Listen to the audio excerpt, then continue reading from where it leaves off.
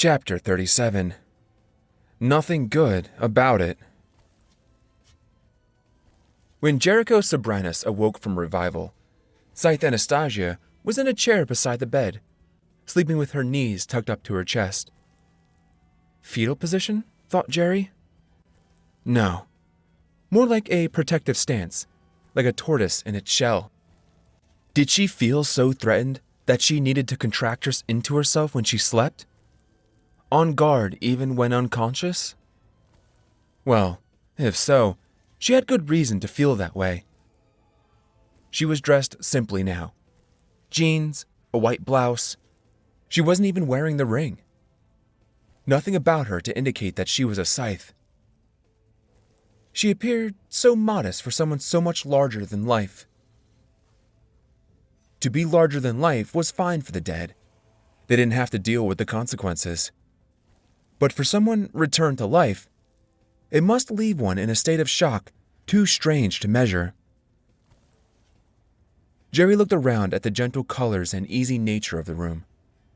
This was, of course, a revival center. The fact that they were here meant that Jerry's death had successfully attracted an ambudrone. Had Anastasia been here in the room for Jerry's entire revival, keeping a vigil? "So glad you're awake," said a revival nurse, stepping into the room and raising a curtain to reveal what was either a sunrise or a sunset. Then, checking Jerry's chart, "I am most pleased to make your acquaintance." Citra had been dreaming of flying. Not all that far from reality either. She had clung to Jerry's arm as the ambudrone soared with them across the city, struggling to maintain flight with the added weight. She was sure she must have dislocated Jerry's shoulder, but such things didn't matter to the deadish. Any damage done would be healed before the captain awoke. In Citra's dream, Jerry's arm became suddenly covered in grease, and she slipped, but didn't fall. Instead, she flew on her own. The problem was, she couldn't stop or control her direction.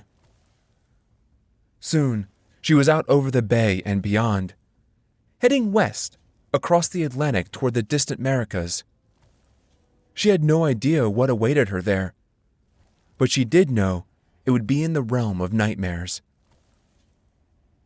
And so, she was grateful to be stirred awake by the revival nurse's gentle voice. She uncurled from her chair and stretched out the kink in her neck. Jerry was alive again, and much more alert than she.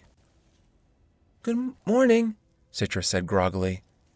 Then she realized it sounded far too weak for a Scythe, even one who was currently incognito. She cleared her throat and spoke with more confidence. "Good morning," Anastasia said. "Nothing good about it, I'm afraid," said the nurse. "I've never seen so many blade guards roaming the streets.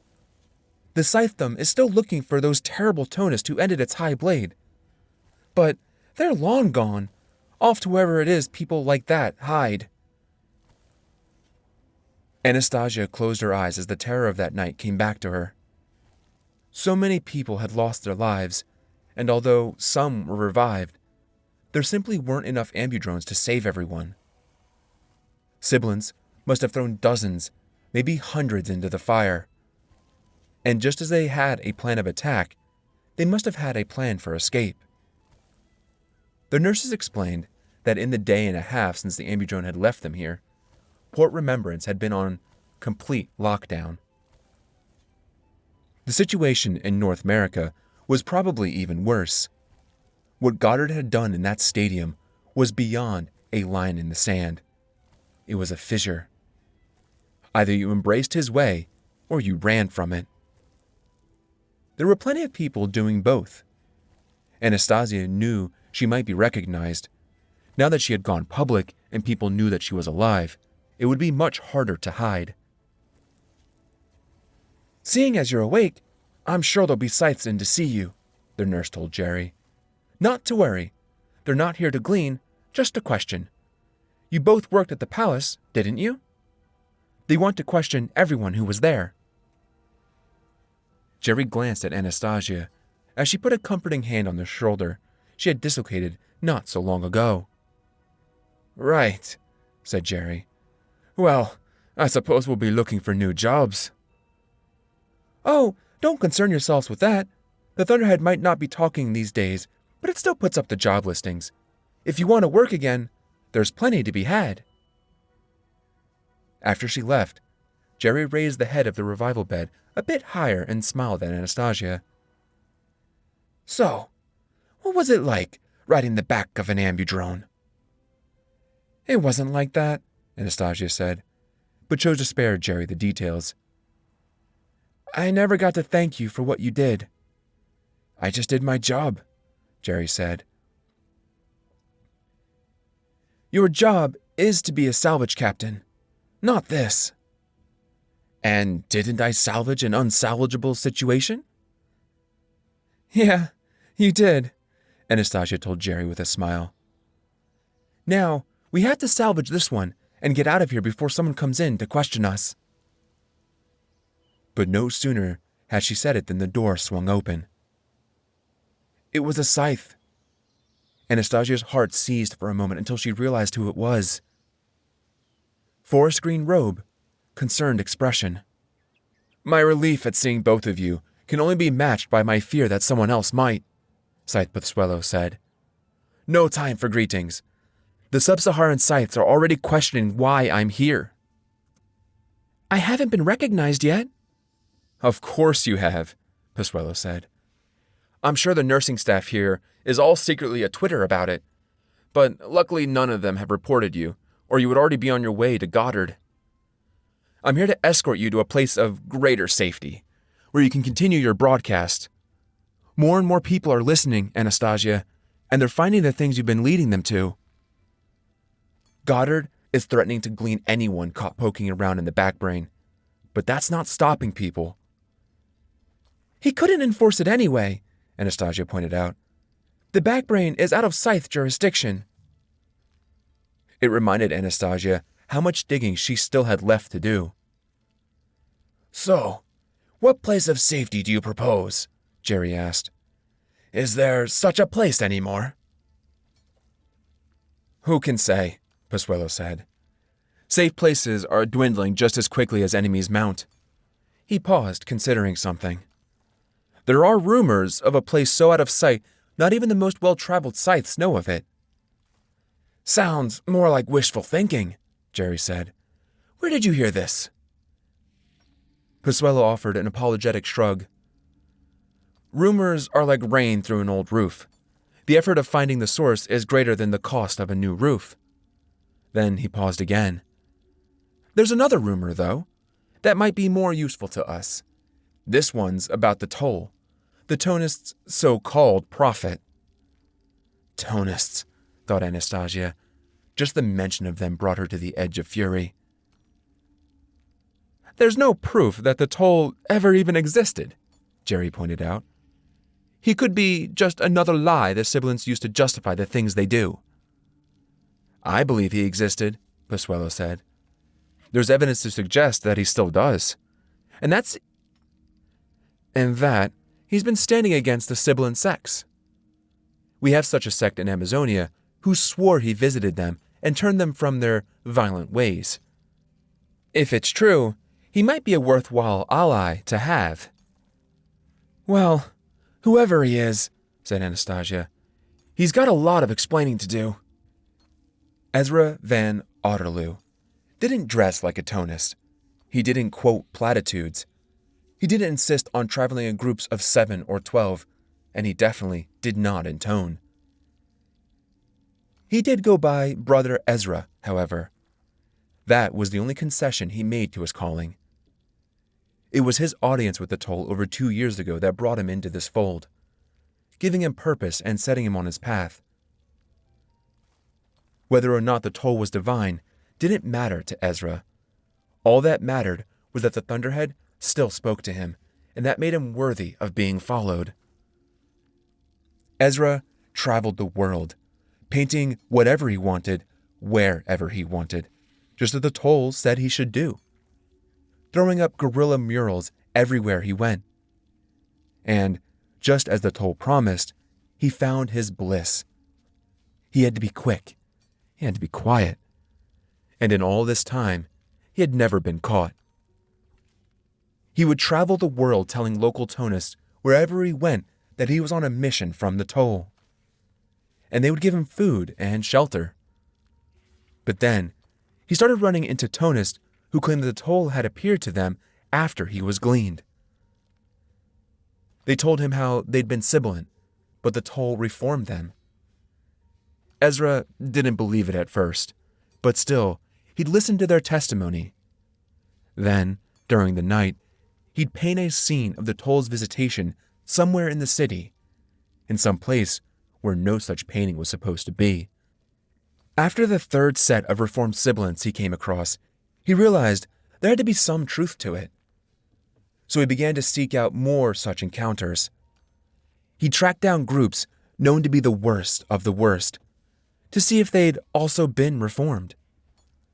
About half of them had, and the other half, he imagined, were probably on the toll's list. Then, one day, he showed up at an airport, uncertain of where to go next. And, lo and behold, a ticket was already in the system for him. The Thunderhead had taken over his travels, sending him to the sects the toll had reformed, so he could visit them and leave behind a mural to honor the toll. That's how Ezra knew he was a part of the toll's entourage, part of his story, even if the toll didn't know it. Then, when he was caught in Amazonia, he had to believe it was also part of the Thunderhead's plan. But, on the other hand, if it was just bad luck, the Thunderhead had ways of using that to its advantage too. While the entire sub-Saharan Scythedom was searching for the sibilants who had killed their High Blade, it was an Amazonian scythe who knew where they were, thanks to a single Tonist in Scythe Pisuelo's custody. "We caught him painting a scene of the toll turning into a flock of birds on the wall of our High-Blade's residence," Scythe Pisuelo told Anastasia. "It's what I do," Ezra said with a smile. They were all safely aboard Pisuelo's plane. Pisuelo had even brought a brand new turquoise robe for Anastasia. It felt good to be clothed at herself again. "Punishment for defacing Scythe property is gleaning," Pisuelo said. But Highblade Tarsila didn't have the heart to glean an artist. Then he told us what he'd be doing. "I could paint you, Scythe Anastasia," he offered. "It won't be as good as a mortal artist, of course. I've come to accept that. But I'm less mediocre than most." "Save your brushes," she told him. Perhaps it was vanity on her part, but the last thing she wanted was to be immortalized by an artist who was less than mediocre than most. "He's been in our custody for several months, but then 2 tickets appeared for him on the global travel system after Tenkamenon had been killed," Pisuelo told her. "One to Onitsha, a small sub-Saharan city, but the second one was baffling. It was a tour ticket to a protected wilderness where there hadn't been tours for over 100 years. The Ogbunuk Caves." To that, Ezra shrugged and smiled. "I'm special? You sure you don't want a portrait?" The fact that the ticket showed up in the system after Ezra was in Scythe custody could really only mean one thing. The Thunderhead wanted the Amazonian Scythedom to know where the sibilants and the toll were. "Normally, it would be a short flight," Pisuelo told Anastasia. "But we'll have to take a roundabout route, engaging first in some bogus business elsewhere. Otherwise, we might inadvertently lead the sub-Saharan Scythes right to the toll." "That's all right," Anastasia told him. "I need the time to dig into the backbrain for my next broadcast. I'm close to something on the Mars disaster." "And the orbital colony?" Anastasia sighed and shook her head. "One catastrophe at a time." There were 9,834 colonists on Mars, even more than had lost their lives on the moon in the world's first mass gleaning. And there were extensive plans to make our sister planet a home for millions, eventually billions. But something went terribly wrong. Have you done your homework on Mars? Have you scanned the list of names of those doomed colonists? I don't expect you to remember or even recognize any of them. Not even the ones who were famous at the time. Because fame comes and goes, and mostly their fame is gone. But look again, because there's one name I want you to see. Carson Lusk. He was there when the disaster occurred, and was lucky enough to be one of the few survivors.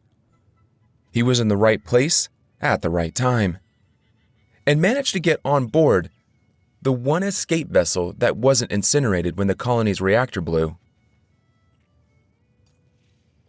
There was a big celebration when that small group of survivors finally made it back to Earth.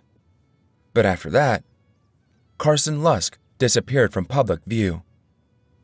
Or did he? Let's back up a bit, to 3 months before the reactor took out the colony. If you look at the transport records for craft coming to and from Mars, you'll see a name that I'm sure you'll find familiar. Xenocrates. He was a young Scythe at the time, and the only one known to ever visit the Mars colony. It was controversial because it implied that Scythes would continue their business on the Red Planet. Why, people wondered, when there was an entire planet on which to expand?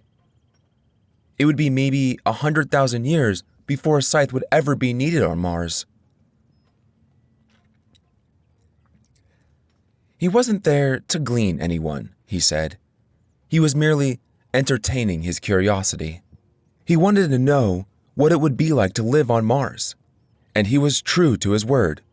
He didn't glean a single person once he reached the planet. He merely took tours and spoke with colonists. It was all very benign. I have something to show you now. What you're about to see is a video record of Xenocrates' arrival. Hard to recognize him, I know. He was still thin then, and his robe didn't have all the gold, which he added when he became a high blade. As you can see, he's being greeted by the governor of the colony and a few other dignitaries. And there, do you see? That young man in the background. That's Carson Lusk. While Xenocrates was on Mars, Carson was assigned to be his personal valet. Not a good view of him, I know, but he'll turn in a moment. Remember, this was a few months before the disaster. Time enough for people to forget Xenocrates' visit. Time for plans to be put into place. And for a team of accomplices to secretly carry those plans out, making sabotage look like just another tragic accident. As for Carson Lusk, no matter how hard you look, you won't find any record of him after his return to Earth, because within a year, his name had been changed. There you see? He's turning toward the camera now. Is his face familiar yet? No? Just add a few years, shorten his hair, and draw in a satisfied, self-important grin. That young valet is none other than His Exalted Excellency, Robert Goddard, Overblade of North America. Dun dun dun.